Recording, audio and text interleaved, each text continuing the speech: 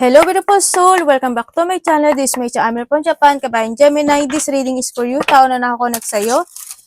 Vice versa tayo hindi ko na-explain, palagi naman natin ginagawa. Anong nararamdaman niya sa'yo? Anong intention niya sa'yo? Anong action niya sa'yo? Anong nararamdaman mo? Anong hidden ng connection na ito? Anong outcome? Ano ang advice? At syempre, kung gusto niyo mga clarity, kung meron tayong mga cards, mga gusto ng clarification or clarity ng connection na ito, at sa mga nagkaroon ng mga paghihiwalay or nag-ghost man kayo, kukuha tayo na kung anong mga messages na hindi niya nasabi sa'yo or ikaw ito, ganyan. Ito na connect kay Gemini.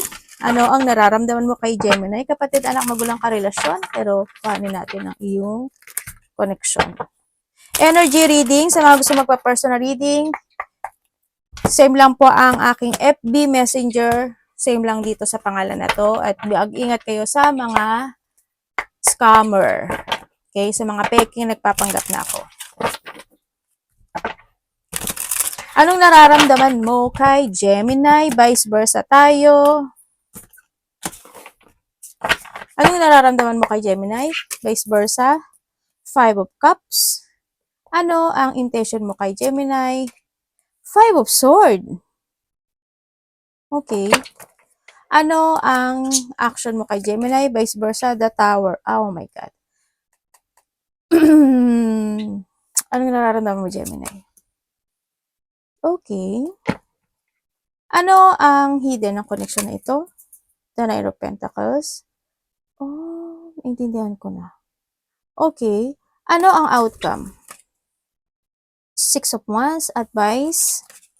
The Queen of Wands. Ay, sorry.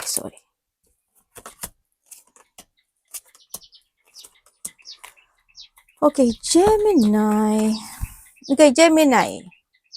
Andito yung sitwasyon na may mga bagay ka na uumpisahan o may mga bagay ka na gagawin na ikasisiya mo or kinasisiya mo. Yan, may mga happiness, fulfillment, and achievements happen into your life. May mga sitwasyon na magiging interest ka. Kanya, pwedeng ginagawa mo na noon or gagawin mo siyang muli or pwedeng mga bagong gagawin mo. Yan. And then also, is nandun din yung point na ang nakikita ko sa'yo is more on there's a magnetic energy. Ako nakikita sa'yo. Siguro, mas marami ka ngayong tatrabahuhin or aaksyonan, isasaayos or aayusin o kukumpunihin man yan or ang mga bagay o sitwasyon na yun. Yun ang nakikita ko sa'yo dito.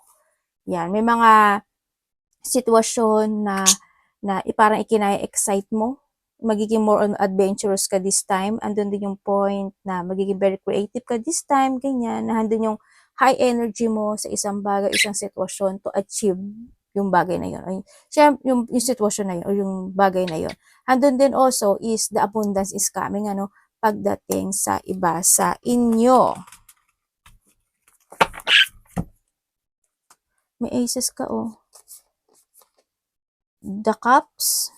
Okay. Sabi ko na nga, be.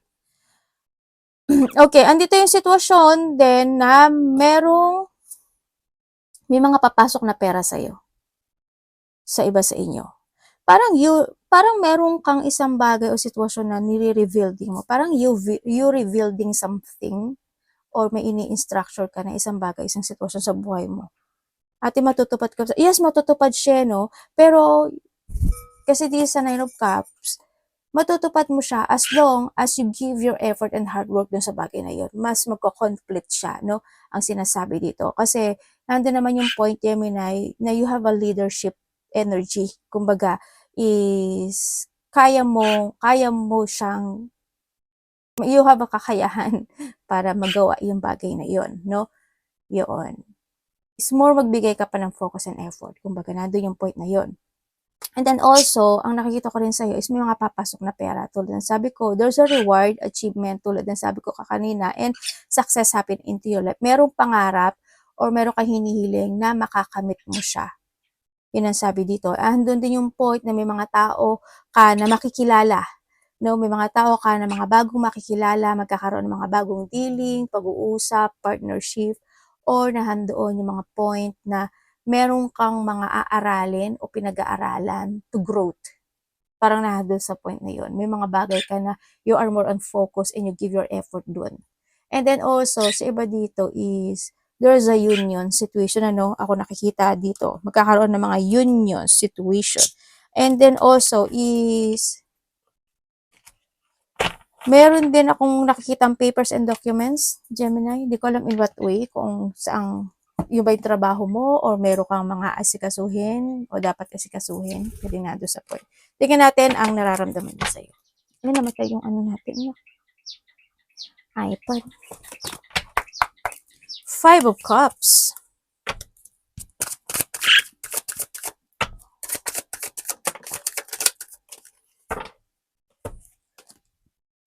Okay, 5 of Cups. Kung kayo is nagkahiwalay nitong tao na ito, nararamdaman niya sa'yo, iniisip ka pa nito. Para nandun sa point na, ano, or ikaw ito ha, masaya ka ba ngayon? Nandun sa point na yun. They feeling trapped. Nandun sa point na yun. Sa nakikita ko dito sa kanya.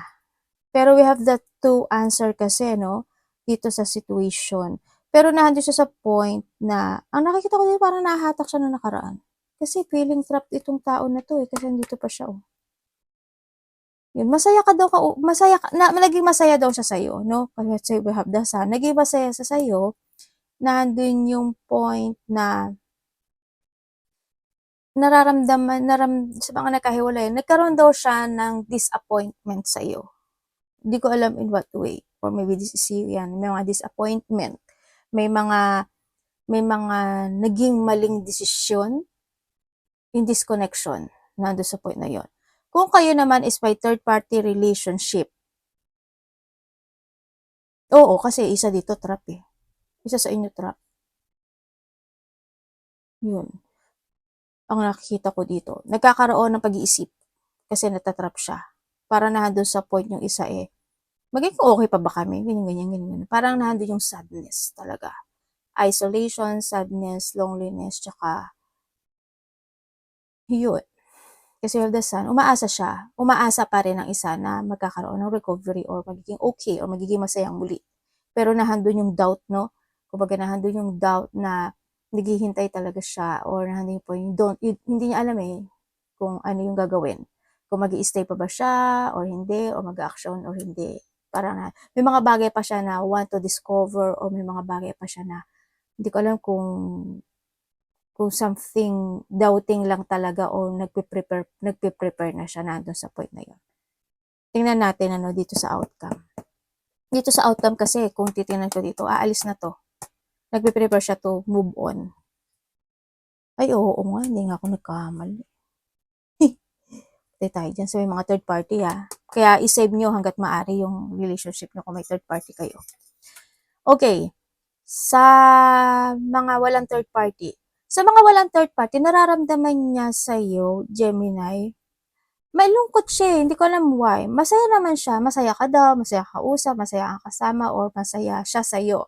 Pero may mga time daw na parang hindi niya siguro nagugustuhan or maybe nahado yung point na kung may mga ginagawa siya or may nangyayari in this connection, parang there's an overwhelming situation na after nun is nagiging sadness ang kapalit. Parang, di ba, yung minsan pag masyado tayo masaya, nagiging malungkot at the end. Parang, halimbawa, nagbiglalala, ang saya-saya kanina, may magtatampuhan, mag-aaway, magbubwisita, nandun sa point. Parang nandun yung point ngayon. Sometimes, kapag nagkakaroon ng overwhelming situation, is parang there's something happen. Parang nandun sa point na yun.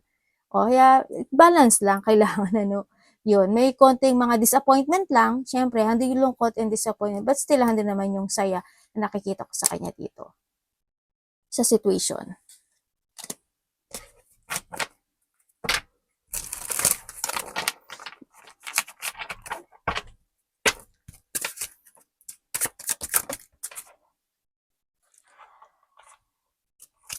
Intensyon. Kung kayo is nagkahiwalay nitong tao na ito, intensyon niya sa'yo, syempre, handun yung point of ano pa rin naman, pag-iisip na gusto ka pa rin ng tao na ito. Yun ang nakikita ko sa kanya. Kasi, para sa kanya, Kasi we have the sun din kasi, they want to recover the connection. Kahit nasabihin niya na kung masaya ka ba sa ngayon mo, ganyan-ganyan, hindi. Nahahatak pa rin siya ng nakaraan dito sa sitwasyon mo, no?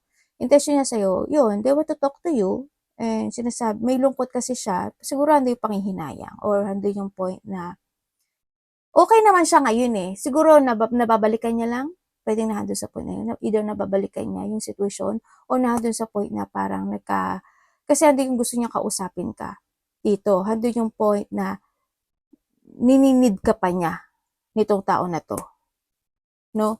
Nininid ka, ito mo, parang both of you naman kayo, parang need ka pa rin niya, kasi andun pa rin yung pag-iisip, para sa kanya, this connection is not resolving, parang nandun sa point na yun. Kung kayo naman is may third party relationship, intention niya sa'yo is, kung mahal mo ako, sabi niya yan, at kung gusto mo talaga ako, ganyan. Pero nandun sa point, di, ganun, dyan ka lang, ipaglaban mo ako, dyan ka lang. Kasi andito siya. Dyan ka lang, behind my back. Ganun? Bakit? Sabi ganun, pero nasa inyo to ha. Kasi energy reading tayo eh. Kung kayo is walang third part, kasi itong tao na to very independent talaga siya. Or maybe this is you, no? Yan, independent person. And then, kung sana isa sa inyo hindi masyado, parang isa sa inyo masyado emotional. May konting dramatic situation. Ganyan, mga dramatic situation kasi ako nakikita dito. And then, kung kayo naman is walang third party dito, yun nga, ang tulad ng sabi ko karin kanina dito, siguro may mga time talaga na nagkakaroon kayo ng conflict, mga ganyan, or nandun yung point of na nagkakaroon ng mga dramatic situation. Yan, may mga, isa sa inyo medyo masakit siguro magsalita, minsan brutal, or direct to the point, pwedeng nandun sa point na yun, ano. Yun ang nakikita ko dito. Pero still naman, kontento naman yung isa sa inyo with coming disconnection. Sa mga walang third party, yun nga lang siguro, may mga time lang talaga na pag ipinilit talaga, no? Mapilit din kasi yung isa. Ang action.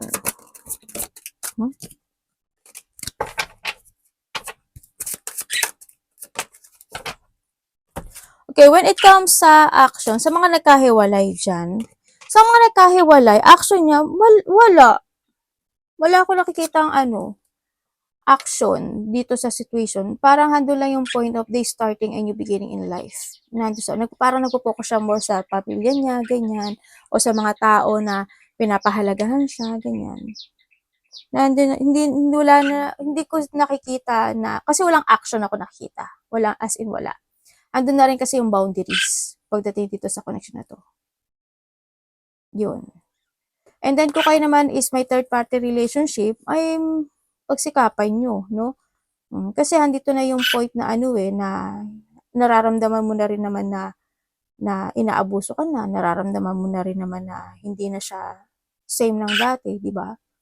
Pero, nasa sa'yo pa rin yan. Ano yung decision mo sa mga third party? Kung wala naman kayong third party, isa sa inyo talaga is, yung paulit-ulit kayong nagkakaroon ng discussion or paulit-ulit na hindi nagiging maganda or imbalance yung situation. Naman, palagi kayo nag-aaway, nagtatampuhan, palaging ganyan, palaging gano'n, kaya nandito si Tower, no? But still, nare-resolve nyo naman din yung situation nyo. Pero, kapit lang. Isa talaga sa inyo mahaba lang yung pasensya at isa lang sa inyo talaga abusado. Diba? Sana humaba pa yung pasensya ng isa sa inyo para mas tumagal kayo. Ganun lang. Nararamdaman mo sa kanya, Gemini. Or kung sa iba naman sa inyo, itong taon na to, may family na ba siya? Or maybe you have. O ikaw. Tapos ikaw pala yung third party, naloko na. Okay. Sa mga, ito, nararamdaman mo pala. Nararamdaman mo sa kanya, syempre sa may mga third party, yun. Sabi mo na either ikaw ang nangloko or siya yung nangloko. Vice versa, no pointed name. Yun. Mabait siya. Sabi mo, mabait siya, ganyan. Talagang, palaging gusto niya palagi na magkausap kami, magkasama kami, o kaya handun yung point na palaging gusto niya is okay ang lahat, patas ang lahat, peace ang lahat, yan, nagkakaisa ang lahat, nandun yung sa point, yun nandun yung sa, kahit na minsan, nakakaramdam siya ng pain sa akin, parang nandun sa point na yun. Kumbaga, friendly rin ang sinasabi mo sa kanya, no? Or palakaibigan, or a person na ano talaga, na nahadyan para sa'yo. Kung kayo naman sa may third party, oo, ayan o, may third party. As ayan o, diba? Kumbaga, itong tao na to, aray ko anak, ang sakit. Sakit. Itong tao na ito, ano talaga siya, no? Parang either this person is sala sa init, sala sa lamig. Itong tao na to. Lahat yung point, o ikaw ito, Gemini, gano'n, nararamdaman mo sa kanya yun. Parang sala sa init, sala sa lamig, kakausapin ka, hindi ka kakausapin, okay kayo, hindi kayo okay. Kasi nga, may third party. Diba?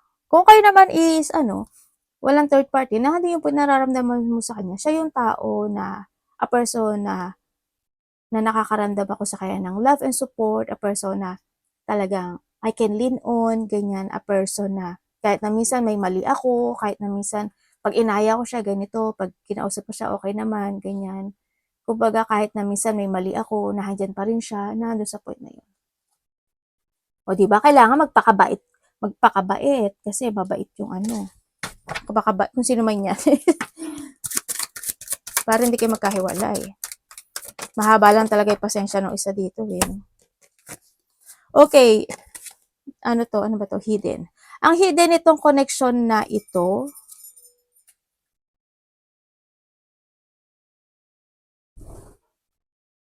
hidden? Hindi ko maintindihan dito, may tinatagong lungkot to.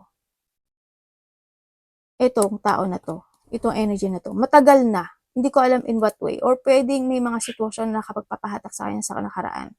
Or may mga sitwasyon na nakapagpapalungkot sa kanya. Yan ang nakikita ko dito. Or nandun yung point na may mga bagay siyang gustong gawin pero hindi niya magawa. Itong tao na to. Tingnan ko nga to.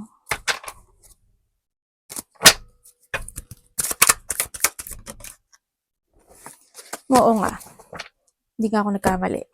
Yun ang nakikita ko dito. Andun yung point na itong tao rin na ito, may nakikita rin akong tao dito na medyo, hindi ko alam kung paghihigpit o naghihigpit o mahigpit. Parang pag sinabi niya, pag ginusto niya. Parang nandun sa point na yun.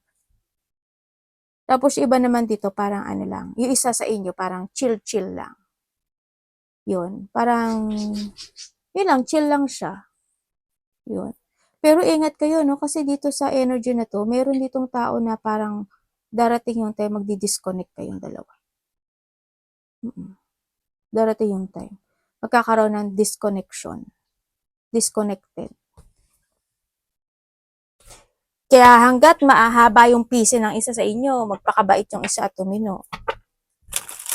Para hindi kayo magkahiwalay. Wag puro kailangan balansehin yung relasyon. Nag-9 of sword pa. Outcome. Oh my God, Leo. Sa nagkahiwalay, yan na, nagkahiwalay na. Nagkaroon na kasi ng conflict. Outcome wala, as in wala. Ano lang, handun yung point na pag nagkahiwalay o mga nagkahiwalay dyan, isa sa inyo mahahatak pa rin na nakaraan. Kasi mararamdaman niya yung halaga niya at the end. Sa mga nagkahiwalay. Makakaramdam ng pagpapahalaga.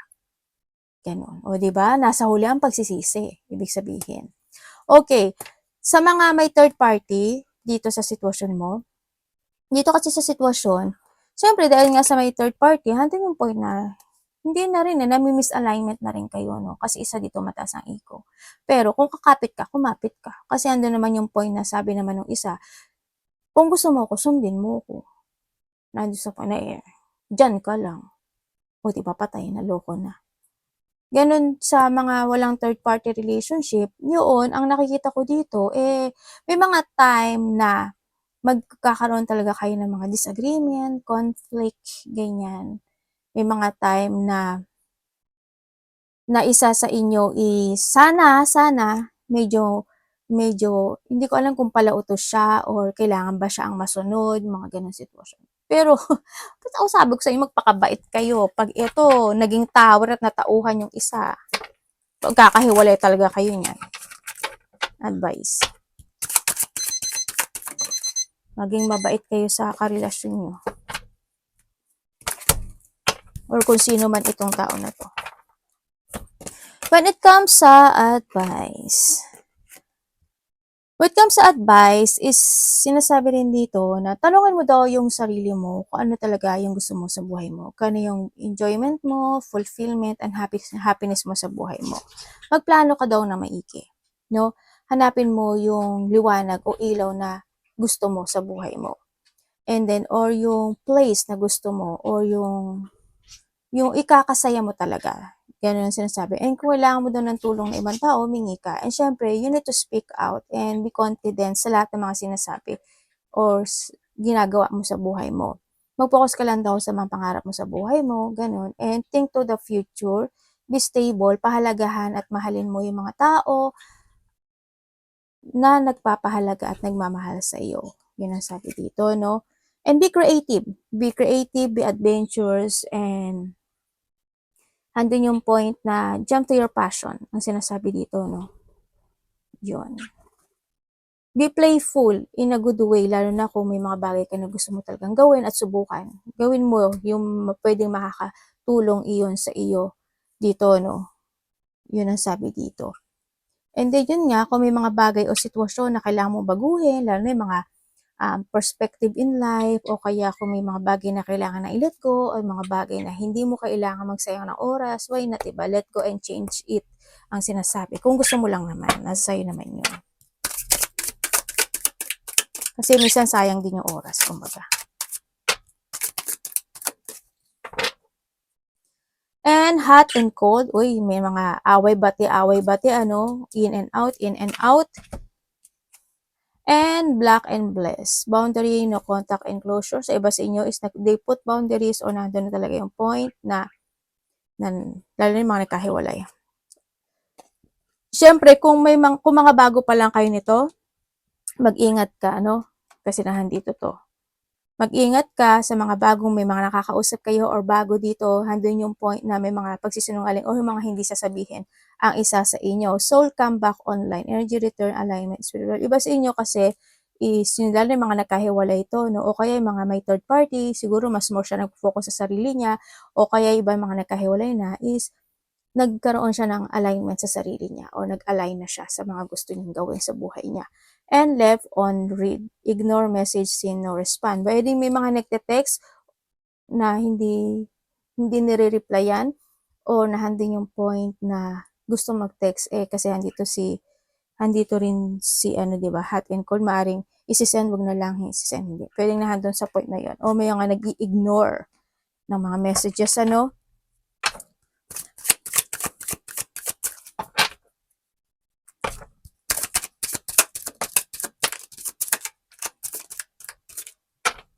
Ang ginaw naman. Ay, ano ba yan? Ang dami. If I had cherished you more, would we have made it? Bakit ngayon mo lang naisip? Sino ba to? Sabi niya dito, oh. Ba't ngayon mo lang naisip na gusto mo siya i-cherish? Dapat kung mahal mo talaga siya, noon pa lang, chineris mo siya. Diba? Nasa huli ang pagsisisi. Ay, nako. Life nga naman, oh. Hearing your name still make my heart race. Uy. Gemini. Ha? Nasaan? Parang natin sa sama. Ha? Nasaan? Ganyan. Okay. If there's a next life, and then ako sa Netflix, next life, I'll tell you how I feel sooner. Ay. Ang gusto niya magkabalikan kayo, no? Kasi andito siya, oh. Gusto ka pa rin niya na ano. Parang, they want to text you talaga dito, no? At saka andun yung point, pag nagtitingin siguro siya ng phone, nakikita niya yung number mo doon, or your Facebook, o mga online, mga ganyan. And there are things I never got the chance to tell you. Ay, meron siyang gustong sabihin sa iyo, kaya andito pala siya, oh. Ayan na nga. Sometimes the answer isn't yes or no. It's wait.